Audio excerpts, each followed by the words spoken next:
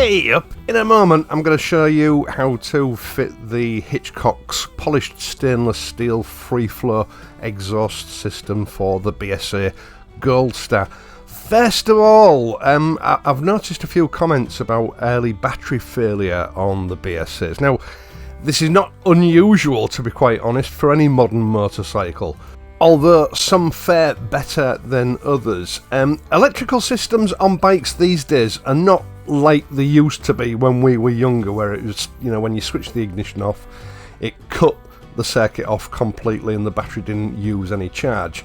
We've got Limbus systems now, and to make things a little bit worse, we have an immobiliser system fitted to the BSA Gold Star and other bikes, which drain the battery gradually over weeks, and this is a lot worse during the winter months when it's cold. The end result being that if you don't ride your bike during the winter months and you don't have it on an optimizer or battery maintainer, there's a good chance that by spring your battery will be knackered. And I'm not sure why it is, but UACER batteries seem to be particularly sensitive to this. So, now is the time of year, if you don't have a battery maintainer, to get one and get it fixed up to your bike if you're not going to be riding it during the winter months. You can get a decent battery maintainer or optimizer for, £40 or £50 these days. In the long run, they will save you money. They're easy to fit. I keep all my bikes rigged up to a maintainer whenever they're not being ridden. And I have bikes that are over 10 years old that are still on their original battery. It's worth considering. It'll save you some headaches in the long run.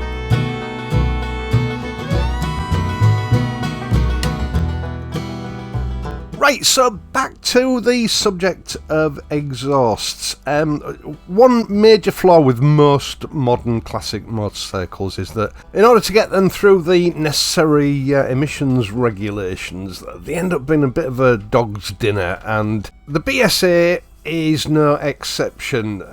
It's bulky, it's untidy, and the brushed finish is not particularly practical. When it comes to exhaust building, if the manufacturer uses a brushed finish on the exhaust, it's to save money, because polishing stainless steel up will add about a third onto the price of the total manufacturing costs of the full pipe. So, cheap pipes tend to be brushed rather than polished.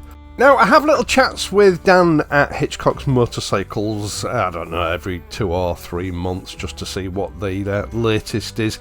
The first time I spoke to him about this exhaust system for the BSA was summer before last. It's quite some time ago. It's made from stainless steel, it's polished to a mirror finish, and I would describe it as a Goldie style exhaust system. The purists will see the difference. Basically, a Goldie exhaust is just a sort of modified pea shooter, which is sort of more conical at the front rather than the traditional pea shooter. Now, unlike most exhaust systems on the market, this is not a generic pipe that's been, built in India or China and adapted to fit the Gold Star. This is a completely bespoke design that has been sort of arrived at between Hitchcock's and their UK-based manufacturer to come up with a design that's worthy of the bike. It's high quality, it's much more compact than the original. I noticed that the first time I put this bike away after fitting this exhaust, because the original exhaust does widen the bike by quite a lot, and this redresses the balance. Now, Hitchcock's have their own dyno station, and they use this for testing all the exhaust systems for the Royal Enfield's Triumphs and of course the BSA. And one thing that they discovered when they did try some of the generic brands is that although they gave a slight peak in horsepower, a little bit higher than standard, it came at the expense of low to mid-range torque and horsepower. Now, their philosophy is if they're going to build an exhaust, it has to look good, it's got to have the right sound, but more importantly, Although, you know, a slightly higher power output is advantageous, it shouldn't come at the expense of the sort of low to mid-range power. And that's why it took them so long to develop this pipe, because this engine apparently is quite sensitive to baffling, and if you don't get it exactly right, it will sacrifice the low to mid-range power, which of course is the sort of main grin factor with this bike. This is what is so brilliant about it, is that usable low to mid-range power. So what I took from my conversations with Dan is that this exhaust is the result of over a year's worth of fine tuning to ensure that they got it exactly right. And in my opinion, it was well worth waiting for. Now, I'm making this video as a reference source for people both in the present and in the future, you know, a resource for them to refer to when undertaking this kind of job. And in that respect, I've tried to put as much detail in as I can, and it might be quite a lengthy video, just be warned. The bike will need to be clock cold before you undertake this job, not just because obviously you don't want to be handling hot or warm pipes, but because you need to do a complete heat cycle from cold start to, you know, the radiator fan kicking in order for the ECU to adjust to the new system, and I'll show you how to do that at the end. Hitchcocks do provide really good fitting instructions with this particular exhaust system, but it doesn't include instructions for removing the old system. I would say for your average DIY mechanic like me and you, this entire job, including the removal of the old system and the fitting of the new system, shouldn't take you much more than an hour. Right, so first things first, a little bit of preparatory work to do before you start taking the system apart. Remove the shroud or cover from the exhaust header. This is just a decorative sort of aluminium moulding that's held in place by 3 Allen screws. Refitting this with your new system is optional. It is purely decorative, it doesn't really serve a purpose. I chose to put it back on just for sort of completion of the video, really, to you know, give every available option to people. But you can leave it off if you don't want to refit it, it's not necessary. Once you've removed that, that exposes the header clamp. Now you can just slacken the studs off if you want to, or should I say the nuts on the studs. But the other thing that you need to do at this point is just loosen off your lambda sensor. Now, one thing that I did notice about this lambda sensor is there's not an awful lot of slack on the cable. Normally you've got quite a bit of cable to play with, and of course you're rotating that cable while you're unfastening the sensor, which in this case could be problematic. So I did come up with a solution for that, but at least while everything's held in place firmly, just slacken the thread off. You know, it's going to be easier doing that now than trying to undo it when the actual header is free from the bike. You can then turn your attention to the cover that hides the sort of unsightly mess that is the catalytic converter and where the pipes go into it. This is just 2 more clamps which are fastened up with Allen screws. One at the front and then one underneath towards the rear of the cover. Then you can just pull that cover away, exposing that plumber's nightmare underneath. Now it's best to get these 2 little jobs out of the way first. You don't want to be fiddling with them later on, you know, while you're in the process of removing the silencer, etc. You're not going to be reusing the shroud or the clips, so just put them somewhere safe for future use. So start by removing the silencer first. To do this, you need to remove the exhaust clamp that holds it onto the catalytic converter. There's no need to remove it completely, just slacken it right off so that it's not putting any compression on the pipes. Then remove the Allen bolt that holds the forward bracket onto the frame of the bike. You can then turn your attention to the rear bracket, which forms part of the rear pillion foot peg assembly. Once you've got the little nut on the back slackened off, put some downward pressure with your other hand on the pillion foot peg, and that will stop the bolt from sort of turning and not unscrewing, if you know what I mean. Then you can just remove the actual nut itself and pull the foot peg clear. You can then go ahead and coax the silencer free from the bike. A slight twisting motion always helps with these silencers. Just be careful not to chip any of the paintwork on the frame with the bracket as you pull it free. It's now time to remove the header or downpipe, and to do this you need to undo another clip which holds the bottom of the downpipe onto the catalytic converter. I actually found this the most difficult fastener to undo. You know, the clearances for getting an Allen key in are not great, and it was extremely tight, so I had to slacken it off camera and then just sort of video the part where I slacken it off. Again, no need to remove it, just slacken it off. You can then turn your attention to the header. On your header there are just 2 nuts to undo. I used a small socket set. Now undo these sequentially to release the pressure on the flange equally, so a little bit at a time on both sides until you've got them free and you can remove them with your fingers. And when you've done that you can coax the collar or exhaust flange free from the assembly. It just requires a little bit of jiggling about to get this off. Pay particular attention to the position that this is in when you take it off, because when it comes to refitting it, you can refit it the wrong way if you're not watching what you're doing. There is a cutout on the bottom left hand of this flange which accommodates the sort of faux cooling fins on the bike. It's important that you get that the right way around.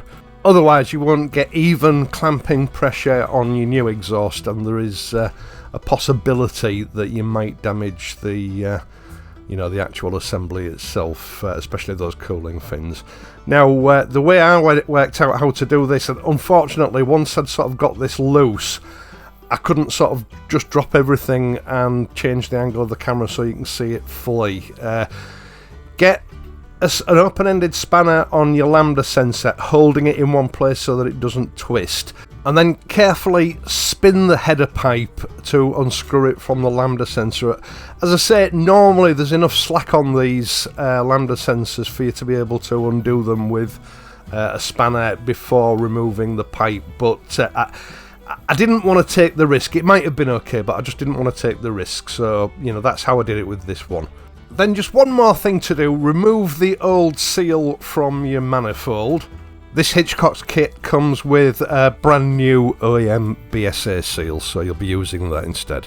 Now, I'm not 100% sure, but theoretically you should be able to fit this new system with the old cat in place, but why would you want to? This cat must weigh 4 or 5 kilograms. It's far better, I think, to get it out of the way. So remove the sump guard, and then there are just 2 bolts holding the catalytic converter in the place. One at the front here, and then one underneath towards the rear on the same side. Once you've unfastened these 2, just pull it slightly towards you and push it downwards, and it slides out really easy. Probably one of the easiest cats I've ever removed. Now, I wish I'd sort of weighed these components when I took them off, because I was struck by how heavy they all are. I think the downpipe is double skinned, so that was quite heavy. Your silencer has another catalytic converter of sorts inside it. That's really heavy, and then you've got the catalytic converter itself, so all in all, you must be saving 6 or 7 kilograms at least. You can go ahead then and refit the sump guard. I didn't film that because it's just going to bloat the video out too much. The next thing that you then need to do is remove the rubber mounting grommets from your old system that you've taken off and refit them onto your new system. There's one for the header pipe and one for the silencer. Also, you need to retain and refit the top hat spacers that are with them. Now, before you fit the new header pipe, put your new seal in from your Hitchcock kit. It should just rest in place quite easily while you fit the header pipe. And before you go ahead and fit the header pipe, just take note of where that cutout is on the lug that holds the collar on.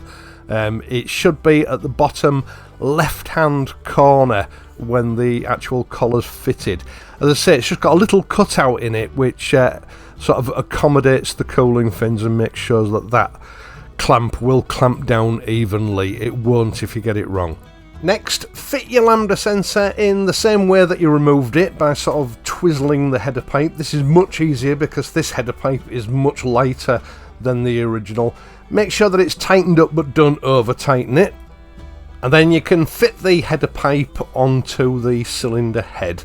Again, you know, just making sure that you get that flange the right way around. When you've done that, carefully thread the nuts onto the studs and then sequentially tighten them up, getting a good even clamping pressure, you know, a little bit on each side at a time, so that you're sure that you're clamping it down evenly. But don't tighten it all the way up. Make sure that you've got about the same amount of thread showing on either side, but leave some play, because you are going to have to manipulate this header pipe around a little bit in order to get all the other brackets and fasteners fastened up. Then making sure that you've replaced the top hat spacer in that rubber grommet from the outside, you can put the fastener back in. Again, just fasten it up loosely. You're going to need some play to manipulate everything into place and line it up. Don't fully tighten it up at this stage. In your Hitchcock's kit, you'll find a brand new shiny stainless steel hose clip. Just pop that onto the bottom of your downpipe, and then you can transfer the final grommet over from the silencer onto your new silencer, again making sure that you replace that top hat spacer as well. Right, this is embarrassing. I've just discovered I've got a file missing. I remember filming it, but it's not there. You're going to have to use your imagination. Slide your silencer onto your downpipe and then fasten up the Jubilee clip to sort of hold everything in place, but again, don't fully tighten it.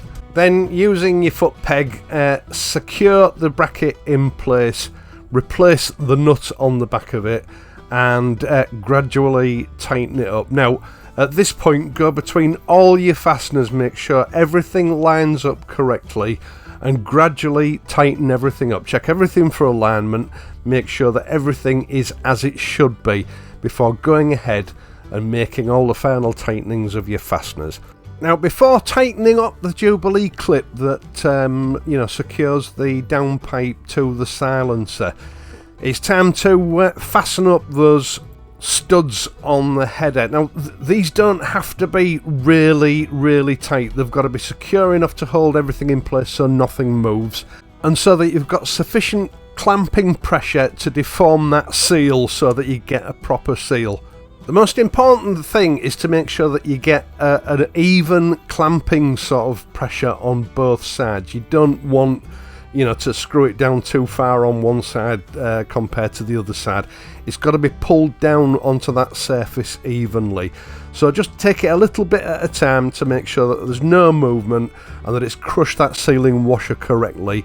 And then if you wish, you can go ahead and fit that decorative collar. That's optional. And then go around and tighten up all your other fasteners, including that Jubilee clip that connects the silencer to the downpipe. Make sure that everything's solid. You know, I can't stress enough, don't over tighten these things. You don't need to go mad. Everything just needs to be secure. Then when you've reset the ECU, take the bike for a 5-mile run, allow it to cool down, and just go back and recheck all those fasteners to make sure nothing's loosened up. Now, before you start the engine up for the first time after fitting this new exhaust system, it needs to be cleaned. Obviously, you're going to have been handling it with greasy, dirty hands, and the first time you heat it up, that grease and dirt is going to burn onto the surface of the exhaust system and make it look manky. Use a gentle degreaser. I use the pre-paint wipe, the U-Pol pre-paint wipe, to clean this down, and make sure that it is scrupulously squeaky clean before starting the engine up, to make sure that you don't end up with any nasty marks that are a pain in the ass to get off. Now, when you've checked and double checked everything and you're happy that you're good to go, switch the ignition on and let the engine go through its checks, ensuring that the engine check light has gone out before attempting to start the bike. Then start it up. Do not rev it, just allow it to idle. You will notice that the engine will sort of surge initially as it acclimatises to the new circumstances of the exhaust system, and allow it to run just idling, no revving, until the electronic cooling fan cuts on. Wait for the cooling fan to switch off and then switch the engine off. It's essential that you do this from cold. While the bike's running, just check to make sure that there's no gas leakage from any of the unions, either at the cylinder head or where the downpipe is fastened onto the silencer. You can go ahead later on and tighten it up if you found any leaks. I didn't. What you will notice is that as it goes through this sequence, the header pipe will turn a sort of a golden brown. That's perfectly normal. Now, this is by no means a definitive scientific test, but about 2 weeks ago I timed to see how long it took for the cooling fan to come on with the original exhaust system on.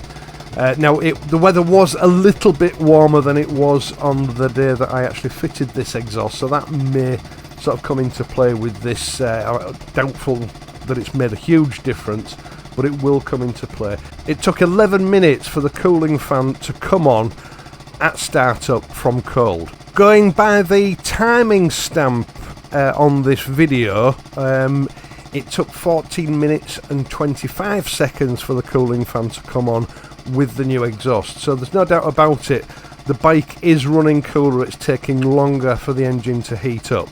So the bike is definitely shedding heat faster than it did with the old system on it, which is a good thing.